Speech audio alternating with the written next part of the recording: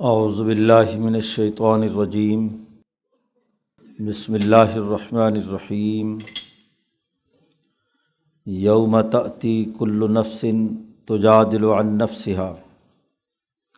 وتوفی کل نفس ما عملت وهم لا یظلمون۔ وضرب اللہ مثلا قریۃ کانت آمنۃ مطمئنۃ یأتیہا رزقہا رغدا من کل مکان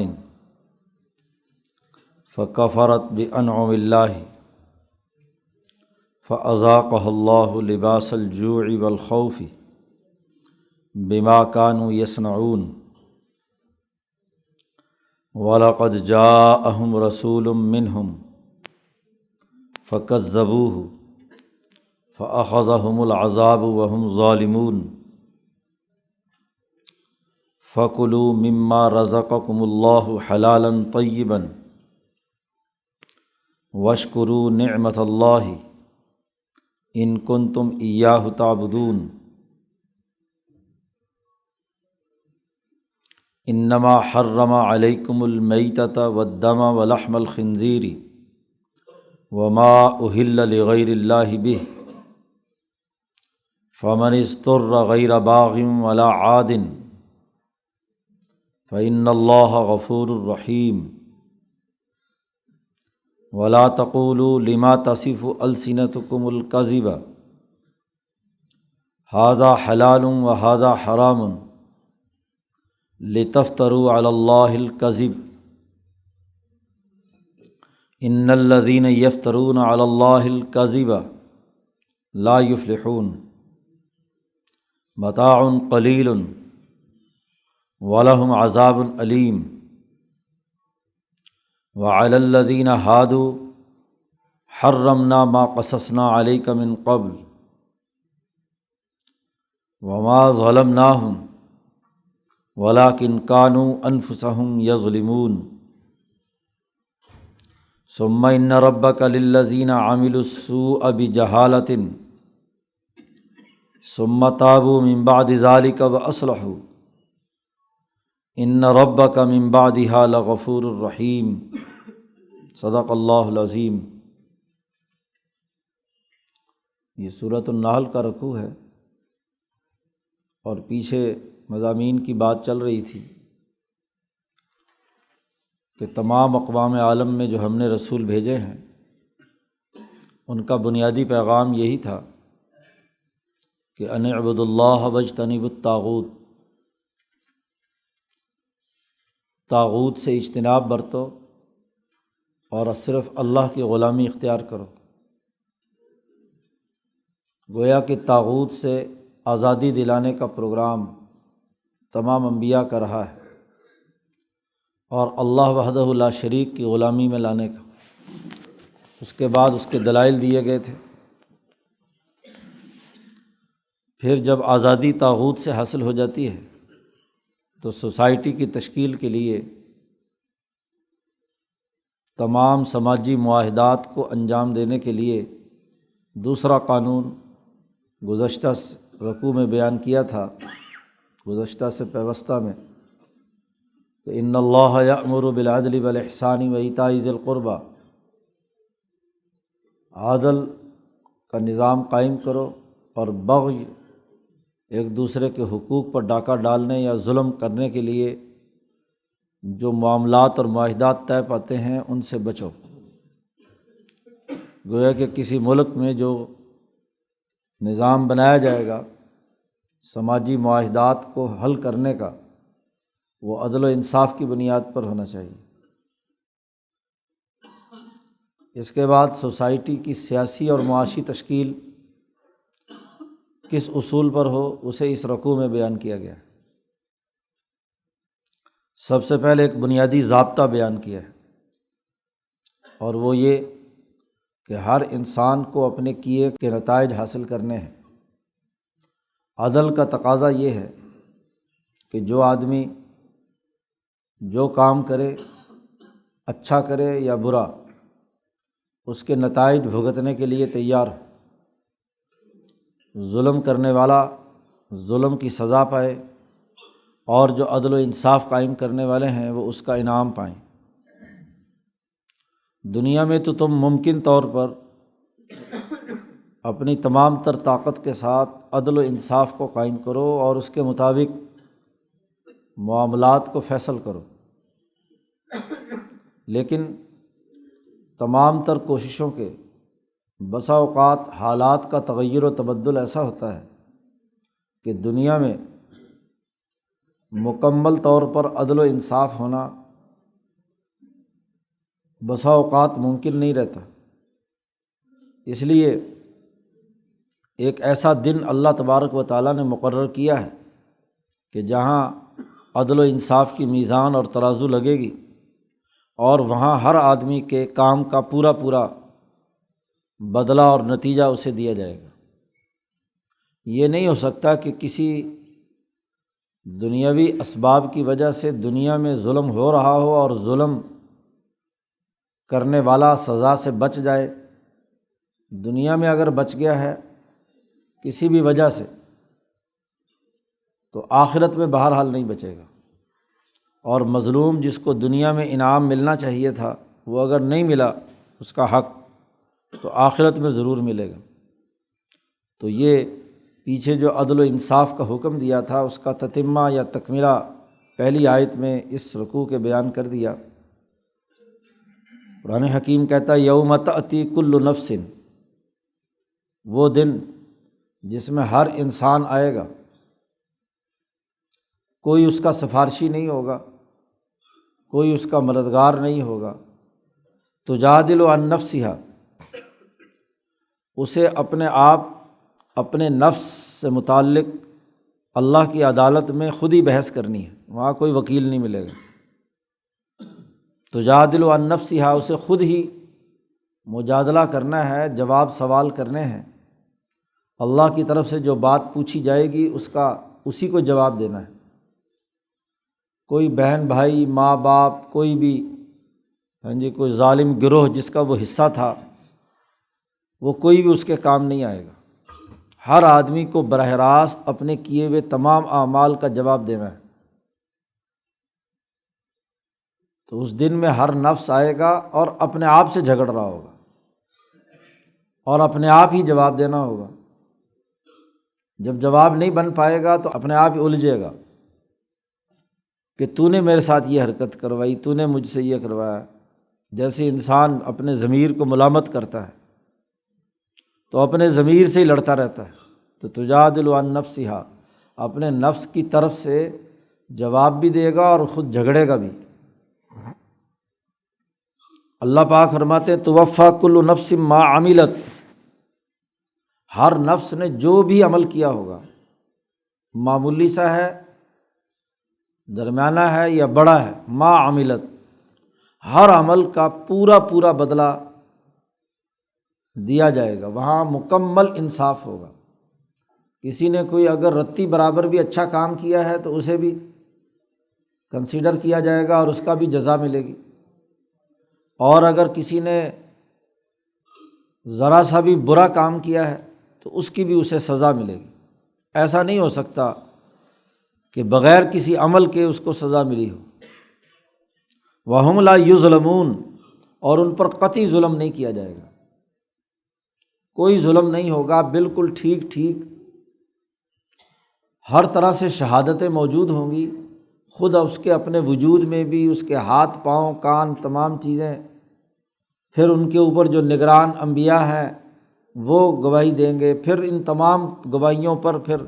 جیسا کہ پیچھے گزرا حضور اقدس صلی اللہ علیہ وسلم تمام گواہوں کے حوالے سے گواہی دیں گے، تمام انبیاء کے بارے میں اور ان کی اقوام کے بارے میں گواہی دیں گے۔ شہادتوں کا پورا نظام اور ہر چیز ان کے سامنے ہوگی، بلکہ ان کی آڈیو ویڈیو جو بھی کچھ ہے اگر آپ آج بنا کر پیش کر سکتے ہیں تو اللہ میاں کے پاس تو پتہ نہیں کتنی ڈائمینشنز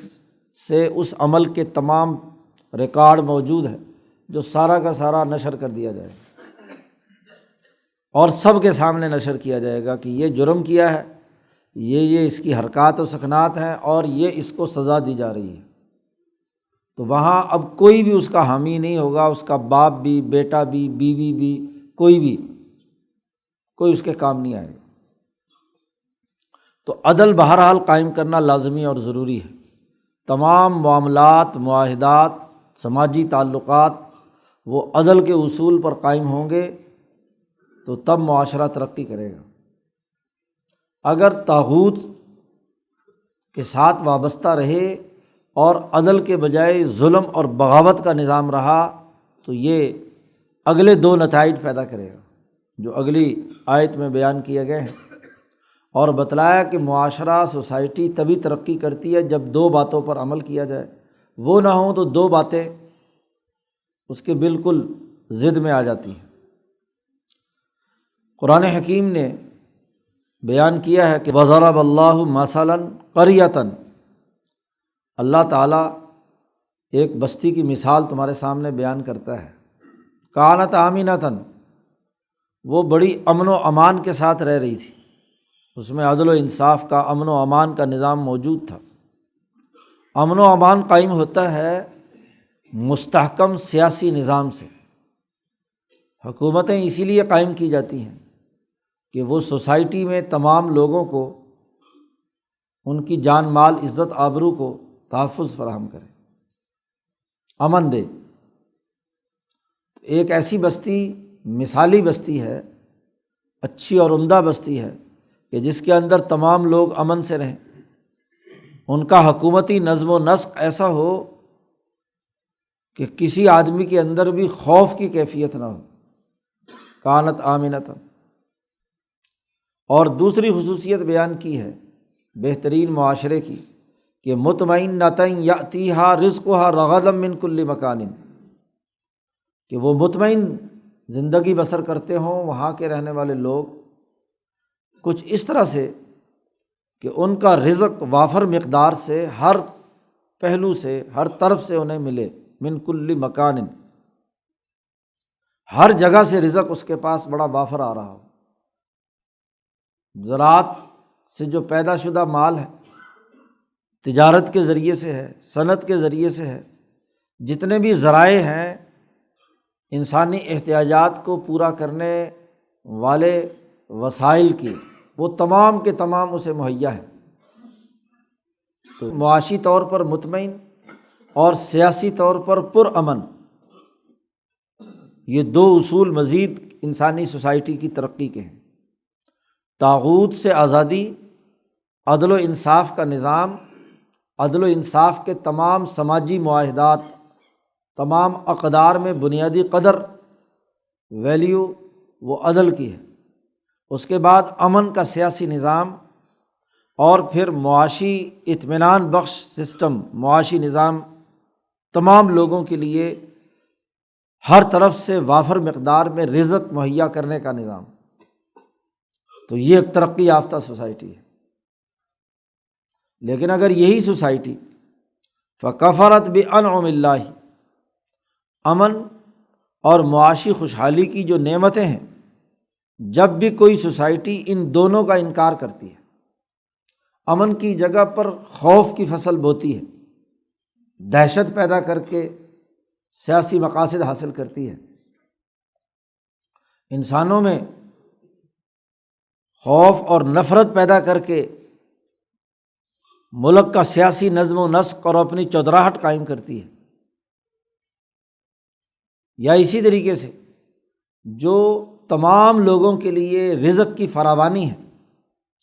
اس پورے اطمینان بخش ماحول کو توڑ کر مخصوص طبقات کے پاس دولت کا ارتکاز اور باقی لوگ غیر مطمئن زندگی بسر کریں، یعنی عدل کے مقابلے میں ظلم۔ عدل تو یہ تھا کہ تمام لوگوں کے لیے امن، عدل تو یہ تھا کہ تمام لوگوں کے لیے معاشی وسائل کی منصفانہ تقسیم، لیکن جب کفران نعمت کیا جاتا ہے تو امن مخصوص طبقے کے لیے، صرف حکومت کے لیے پروٹوکول ہے، پولیس اس کے لیے ہے، فوج اس کے لیے ہے، ایک مخصوص طبقے کو امن، اور باقی تمام طبقوں کو ڈیوائڈ اینڈ رول کی سیاست کے تحت لڑاؤ بھڑاؤ، خوف، دہشت، وہ ان کے اندر قتل و غارت گری پیدا کر دو۔ یہ سب سے بڑی خرابی، یہی ناشکری ہے اور اسی طریقے سے معاشی وسائل کی منصفانہ تقسیم تھی، اطمینان بخش ہر آدمی کے لیے رزق تھا، لیکن اس رزق پر مخصوص طبقہ قابض ہو جائے اور باقی لوگ معاشی رزق سے محروم ہو جائے، مزدور، کسان، کاشتکار، کام کرنے والے لوگ غیر مطمئن زندگی بسر کریں، بس ایک مخصوص اشرافیہ ہو جو بڑی مطمئن ہو کہ جی ملک بڑا ترقی کر رہا ہے، سیاست بڑی ترقی کر رہی ہے، کیونکہ ان کی ذاتی ترقی اور مفادات انہیں حاصل ہو رہے ہیں۔ تو جب عام انسانیت کا اطمینان ختم کر دیا جائے، عام انسانوں میں بد امنی پیدا ہو جائے، تو یہ ناشکری ہے، اور اس ناشکری کا عذاب اللہ پاک دیتا ہے کہ فَأَذَاقَهَا اللَّهُ لِبَاسَ الْجُوعِ وَالْخَوْفِ، اللہ تعالیٰ نے اس بستی کو چکھایا بھوک کا لباس اور خوف کا لباس،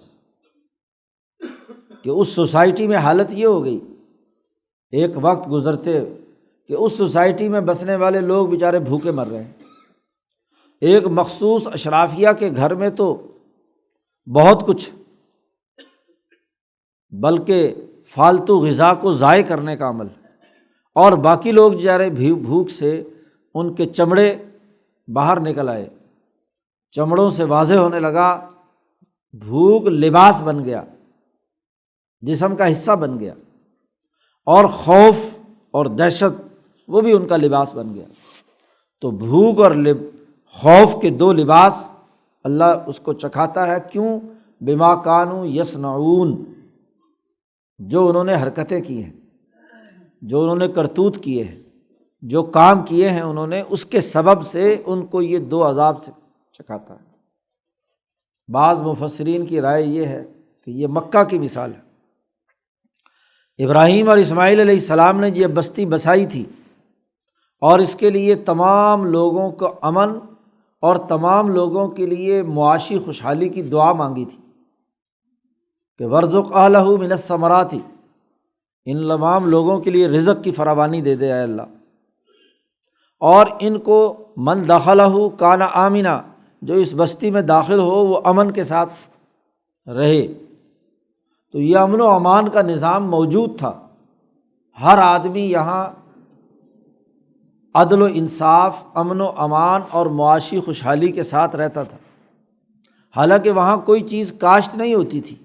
لیکن ابراہیم اور اسماعیل علیہ السلام کی دعا کا نتیجہ تھا کہ دور دراز سے پھل فروٹ ثمرات ہر چیز وہاں پر آ رہی تھی، اطمینان بخش زندگی تھی، امن و امان تھا، عدل و انصاف تھا۔ لیکن جب سے یہاں ناشکری کا سلسلہ شروع ہوا کہ اس نعمت کو بدل دیا، عمرو بن لحی نے آ کر، کوئی حضور کی آمد سے 150-200 سال پہلے، اس نے وہاں بد امنی، قتل و غارتگری، بت پرستی اور ظلم کی اس نظام کا بانی وہ ہے مکہ مکرمہ میں۔ اس نے کہا یہ کیسے سارے برابر ہوں؟ جی طاقتور طبقات جو ہے ان کی لوٹ کھسوٹ شروع ہو گئی، بد امنی پیدا ہی، اور اس کا نقطہ عروج جو ہے وہ ابو جہل کی حکمرانی ہے۔ شروع ابتدا وہاں سے ہوئی، آہستہ آہستہ آہستہ آہستہ ابو جہل، اور جب اللہ نے سزا دی تو اسی مکہ کے اندر 7 سال تک قحط پڑا۔ جب حضور وہاں سے چھوڑ کر مدینہ منورہ آ گئے تو بھوک شروع ہو گئی، افلاس شروع ہو گیا، بد امنی آ گئی، بھیک مانگنے کے لیے آئے ہیں حضور صلی اللہ علیہ وسلم کے پاس ابو سفیان کہ تیرے بھتیجے بھانجے بھوک سے مر رہے ہیں، دعا کرو، اور وہ جو ثمامہ ابن آسال نے ہماری گندم روک دی ہے تو اس کو کہو کہ گندم ہمیں دے دے۔ تو یہ حالت اس بستی کی ہوئی اس کفران نعمت کے نتیجے میں۔ تو یہ مثال مکہ مکرمہ کی بھی ہو سکتی ہے، کیونکہ قرآن نے یہاں مکہ کا نام نہیں لیا۔ اس کا مفہوم کلی تقاضا کرتا ہے کہ جس سوسائٹی میں بھی یہ ہو، ایک ضابطہ اور قاعدہ قرآن نے بیان کیا۔ عام مفسرین کی رائے یہ ہے کہ کسی بستی کے ساتھ مخصوص نہیں ہے، یہ عمومی قاعدہ اور ضابطہ ہے کہ کسی بستی میں اگر ایسا ماحول موجود ہو اور وہاں کے مفاد پرست لوگ ناشکری کریں تو اس سوسائٹی میں یہ عذاب بھوک کا اور خوف کا طاری ہوتا ہے۔ اب یہ مکہ مکرمہ خاص طور پر اگر اس میں یہ حالت ہے تو اب ان کو سمجھانے کے لیے، ان تمام کو صحیح عدل، انصاف، امن و امان اور اللہ کی غلامی اختیار کرنے کی دعوت دینے کے لیے ان کے پاس رسول آئے۔ وَلَقَدْ جَاءَهُمْ رَسُولٌ مِّنْهُمْ، یہ بھی عمومی ضابطہ ہے کیونکہ پیچھے بیان ہو چکا ہے وَلَقَدْ بَعَثْنَا فِي كُلِّ أُمَّةٍ رَسُولًا، ہر بستی میں جہاں بھی متکبروں نے ایسی حرکت کی وہاں رسول آئے انہی میں سے، اور ان بستی والوں نے جنہوں نے ظلم، بد امنی، ناانصافی اور خوف کا نظام قائم کر رکھا تھا، معاشی بدحالی کا، انہوں نے فَكَذَّبُوهُ، اپنے اس نبی کی مخالفت کی، انکار کیا، تو وَأَخَذَهُمُ الْعَذَابُ وَهُمْ ظَالِمُونَ، اللہ کے عذاب نے پکڑ لیا کہ وہ ظلم کرنے والے تھے تو ظالموں کو گرفتار کر لیا۔ اب یہ مکہ مکرمہ کے آخری زمانے میں یہ آیت نازل ہو رہی ہے اور دنیا بھر کے تمام اقوام کا قانون اللہ تبارک و تعالیٰ بتلا رہے ہیں کہ جب بھی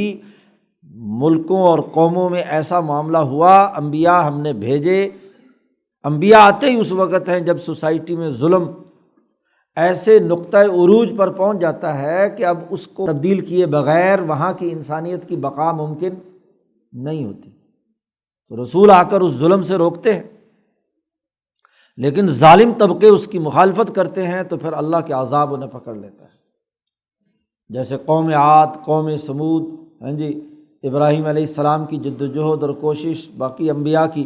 اور اب بھی مکہ مکرمہ والوں سے کہا جا رہا ہے کہ تم نے بھی یہی حرکتیں کی ہوئی ہیں، بد امنی ہے، قتل و غارت گری ہے، ظلم اور ناانصافی ہے، تو ابھی بدر کا عذاب آیا چاہتا ہے۔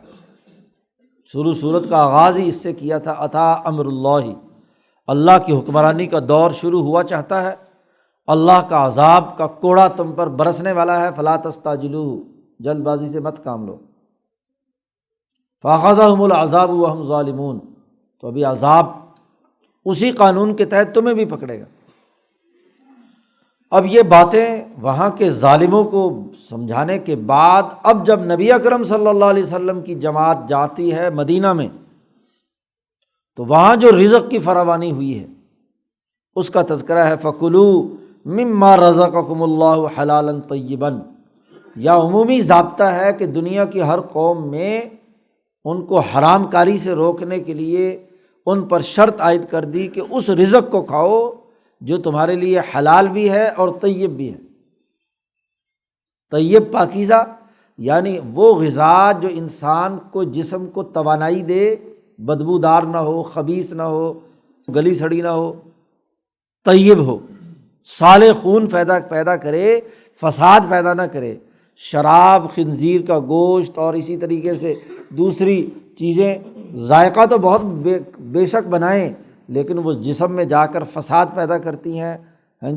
خرابیاں پیدا کرتی ہیں، تو وہ منع کر دی۔ اور حلال وہ کہ جو صحیح یا تو محنت مشقت سے خود کمایا ہو یا دوسرے کی محنت سے اگر لیا ہو تو باقاعدہ بیع کے ذریعے سے اس کا عوض ادا کر کے ہو، تجارت عن تراض، رضامندی سے باہمی تجارت کے ساتھ ہو۔ تو ایک تو وہ آپ کی اپنی محنت مشقت کا ہو، اور اگر آپ نے محنت نہیں کی دوسرے کی محنت لینا چاہتے ہو تو اس کا پورا معاوضہ دیا جائے، تو حلال بھی ہو اور طیب بھی ہو۔ اور واشکروا نعمت اللہ ان کنتم ایاہ تعبدون، اگر تم صرف اللہ ہی کی غلامی کرنا چاہتے ہو یا کر رہے ہو تو پھر تمہیں اللہ کی ان نعمتوں کا شکریہ ادا کرنا ہے، اور وہ شکریہ یہ ہے کہ امن قائم رکھو اور معاشی اطمینان بخش نظام قائم کرو، یہ ہے شکریہ۔ اور کفران نعمت یہ تھا کہ ان دونوں کو ختم کر دو۔ اب چونکہ حلالً طیباً کا ذکر کیا ہے تو آگے قرآن حکیم نے حرام کی فہرست بھی بیان کر دی ہے، پیچھے بھی یہ بیان کی تھی سورۃ مائدہ میں اور یہاں بھی، انما حرم علیکم المیتۃ والدم ولحم الخنزیر۔ جب اللہ کی غلامی اختیار کرتے ہو، ان اعبدوا اللہ کا بنیادی تقاضا پورا کرو گے تو اللہ ہی حلال و حرام کا فیصلہ کرنے والا ہے، اور اللہ نے حرام قرار دیا ہے مردار کو۔ مردار کھا بھی لو تو جسم کی تباہی بربادی کا سبب بنتا ہے، خون کو، خنزیر کے گوشت کو، اور ہر وہ جانور جسے غیر اللہ کے نام پر ذبح کیا گیا، ما اہل لغیر اللہ، 4 چیزیں حرام قرار دی گئی ہیں قطعی، یہ تم نہیں کھا سکتے، کیونکہ یہ جب کھاؤ گے تو ضرور وہ فساد پیدا ہوگا، وہ تکبر اور غرور پیدا ہوگا، وہ ظلم اور بد امنی کا ماحول اور نظام بنے گا، اس لیے اس پر پابندی۔ ہاں البتہ جو آدمی انتہائی مجبور ہو جائے، ایسے جنگل میں ہے، ایسی جگہ پر ہے کہ جان بچانے کا کوئی اور راستہ نہیں، تو اس عزم اور ارادے سے کہ میں یہاں سے نکل کر کسی طرح حلال جگہ تک پہنچ جاؤں اور حلال کھانا مجھے دستیاب ہو جائے، اتنی معمولی سی جان بچانے کی مقدار 2 شرطیں لگائی ہیں، فمن اضطر غیر باغ ولا عاد، وہ آدمی جو مجبور ہو اور اضطراراً اس نے کچھ حرام کھانا پڑا، لیکن نہ تو وہ حد سے تجاوز کرے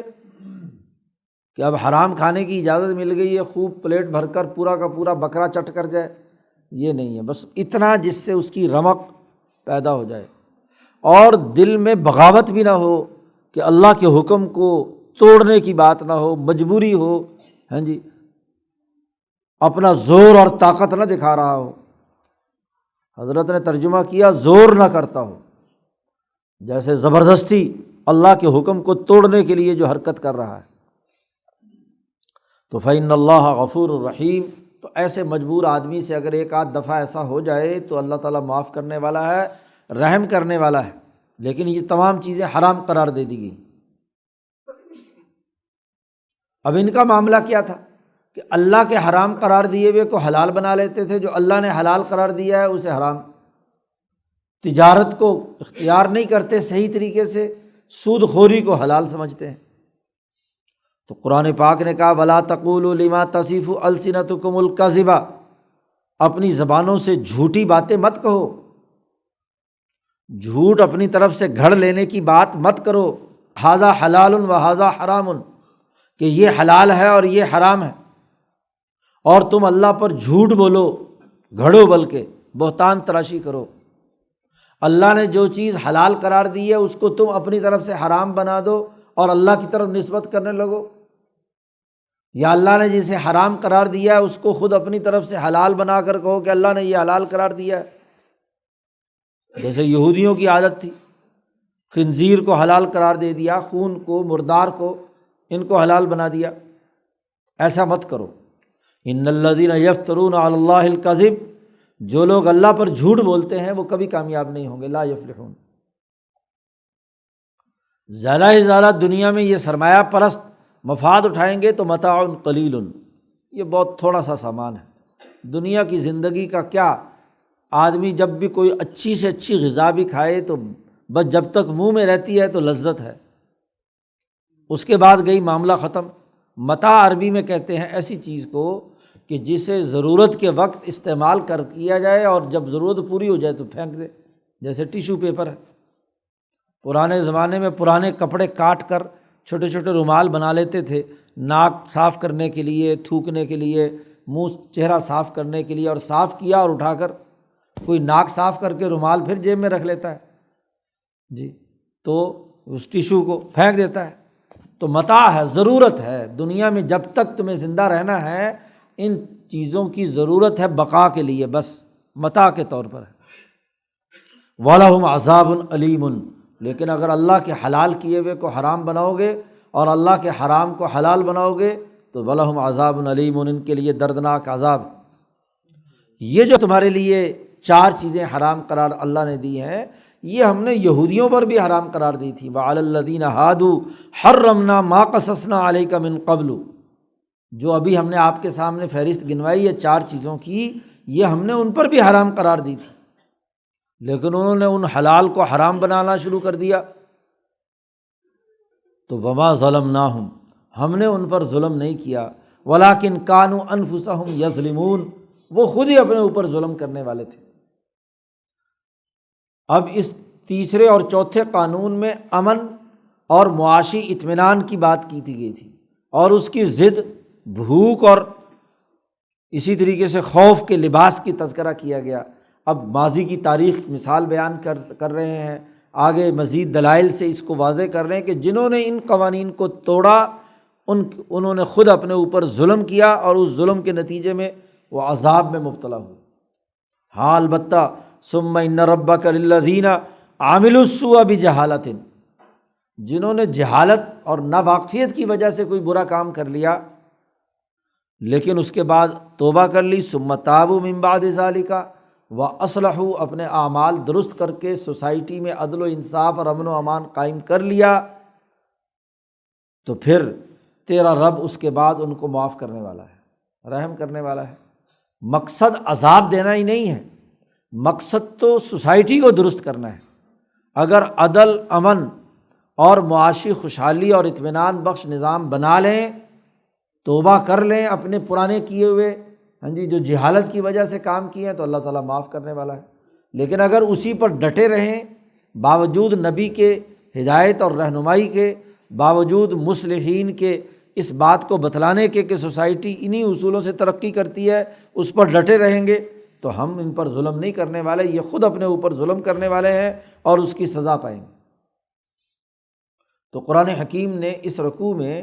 سیاسی اور معاشی تشکیل کے بنیادی اساسی امور واضح کر دیے۔ تو اب تک اس صورت میں بنیادی طور پر 4 قوانین جو آفاقی سطح پر تمام اقوام عالم کے لیے ضروری اور ناگزیر ہیں اسے بیان کیا ہے۔ اس لیے مولانا سندھی رحمۃ اللہ علیہ فرماتے ہیں کہ سورۃ النحل وہ صورت ہے کہ یہاں سے سورۃ زمر تک بین الاقوامی قوانین اور ضابطے بیان کیے گئے ہیں، اور اس کے جو بنیادی اساسی اصول اور ضابطے ہیں وہ اس صورت میں ہیں، اور وہ 4 ہیں۔ طاغوت سے اجتناب اور اللہ کی غلامی، دونوں لازم ملزوم ہیں۔ اگر کوئی طاغوت کی غلامی کر رہا ہے تو اللہ کی غلامی نہیں کر رہا، اور اگر اللہ کی غلامی کر رہا ہے تو طاغوت کی غلامی سے بچا ہوا ہے۔ یعنی دنیا میں تمام مخلوقات کے دائرے سے، ان کی جکڑ بندیوں سے آزاد ہو کر اپنے قلب کا تعلق خالق کائنات کے ساتھ قائم کر لے، یہ حریت پسند ہے۔ تو سب سے پہلے حریت اور آزادی ہے۔ نمبر 2، اس کے بعد سوسائٹی کی تشکیل معاہدات سے ہوتی ہے، اور معاہدات کی بنیاد ان اللہ یأمر بالعدل والاحسان وایتاء ذی القربی، معاہدات اس اصول پر ہوں گے، تمام ظلم کے اصول پر، بغض اور منکر اور فحشاء کے اصول پر معاملات اور معاہدات طے نہیں پانے چاہیے۔ تیسرا اصول بیان کیا کہ مثالی معاشرہ کل دنیا میں ہر جگہ پر جب نبی ان کے پاس آئے، وَلَقَدْ جَاءَهُمْ رَسُولٌ مِّنْهُمْ، انہوں نے جا کر جو بات بنیادی کہی تھی وہ کیا؟ امن، بلا تفریق، رنگ، نسل، مذہب، امن آفاقی اصول ہے۔ یعنی ایسا مضبوط اور مستحکم سیاسی نظام قائم کیا جائے کہ اس قوم کے بسنے والے تمام افراد امن کی زندگی بسر کریں۔ اور چوتھا اصول بیان کر دیا، مطمئنۃ یأتیہا رزقہا رغدا من کل مکان، کہ ایسا مطمئن معاشی نظام جو تمام لوگوں کے لیے جتنے بھی وسائل معاش ہیں وہ بڑی وافر مقدار میں تمام کو مہیا ہوں۔ یہ آفاقی اصول ہے، چاہے وہ عرب ہو، عجم ہو، مشرق ہو، مغرب ہو، شمال ہو، جنوب ہو، ایشیا ہو، افریقہ ہو، دنیا کی تمام اقوام عالم کے لیے جہاں جہاں بھی معاشروں کی تشکیل ہوگی وہ ان اقدار پر ہوگی، اس کے مطابق سسٹم بننے چاہیے۔ یہ تمام انبیاء کی دعوت رہی ہے۔ اگر آپ تمام علاقوں کے انبیاء جس کے بارے میں اللہ نے کہا کہ وَلَقَدْ بَعَثْنَا فِي كُلِّ أُمَّةٍ رَسُولًا، وہاں یہ بات واضح کی گئی تھی کہ جب بھی کوئی امت ایک قوم کی شناخت حاصل کرتی ہے، ارتفاق ثالث کے دائرے میں داخل ہوتی ہے، تو ضرور وہاں پر رسول آیا ہے، اور ارتفاق ثالث کی سطح پر ہی یہ چاروں اصول عمل میں آ سکتے ہیں۔ جی وہاں جو حاشیے پر جن لوگوں نے یہ بات کہی تھی کہ اس سے کوئی لازم نہیں آتا کہ ہر قوم میں ضرور رسول آیا ہو، کیوں لازم نہیں آتا؟ جب بھی وہ امت کے درجے پر پہنچے گی۔ اگر آپ امت کا ترجمہ صرف ایک چھوٹی سی گروہ یا خاندان نسل لیں گے تو ظاہر ہے وہاں تو تیسرے درجے کا ارتفاق ہوتا ہی نہیں۔ تو ارتفاق ثانی کے درجے پر تو کوئی نبی ضروری نہیں کہ ہر نسل میں یا ہر چھوٹے سے خاندان میں بھی آئے۔ تو یہ جو تصور یہاں حاشیے میں دیا گیا تھا غلط ہے۔ اصل بنیادی بات یہ ہے کہ جب بھی کسی علاقے میں امت کے درجے پر، ہاں جی، قوم کی سطح پر ارتفاق ثالث کے درجے پر جب بھی اجتماع پہنچا ہے تو وہاں ہم نے ضرور ایک رسول بھیجا ہے۔ تو اس رسول نے یہی 4 بنیادی پیغامات دیے ہیں، انہوں نے جھٹلایا، عذاب کے مستحق بنے۔ تو یہ صورت بین الاقوامیت کے آفاقی اصول بیان کرتی ہے، اور یہی اساس ہے دنیا بھر کے تمام معاشروں کے قائم کرنے کا۔ یہ بات سمجھ میں آ جائے تو دنیا کا سسٹم درست کرنے کے لیے ایک عالمی تحریک، ہاں جی، پیدا ہوتی ہے، اور اس کے نتیجے میں آپ کو جو اس کی وضاقتہ، تہذیب و ثقافت، یہ تمام مسائل ثانوی ہیں۔ پہلی بنیادی چیز یہ 4 بنیادی اساسی اصول ہیں، جو معاشرہ یہ کرے گا وہی معاشرہ ترقی کرے گا۔ اب ان اصولوں کا اصل بانی کون ہے؟ وہ ابراہیم علیہ السلام ہے۔ اور ابراہیم علیہ السلام نے جو امت تشکیل دی تھی، یا جس امت اور نظریے کے تحت انہوں نے کام شروع کیا تھا، اس کا تذکرہ اگلے آخری رکوع میں ہو رہا ہے اس صورت کے۔ اس طرح یہ کامل اور مکمل طور پر پورا بین الاقوامی پروگرام اس صورت میں ہمارے سامنے آ جاتا ہے۔ اللہ تعالیٰ قرآن حکیم کو سمجھنے اور اس پر عمل کرنے کی توفیق عطا فرمائے۔ اللہم صلی اللہ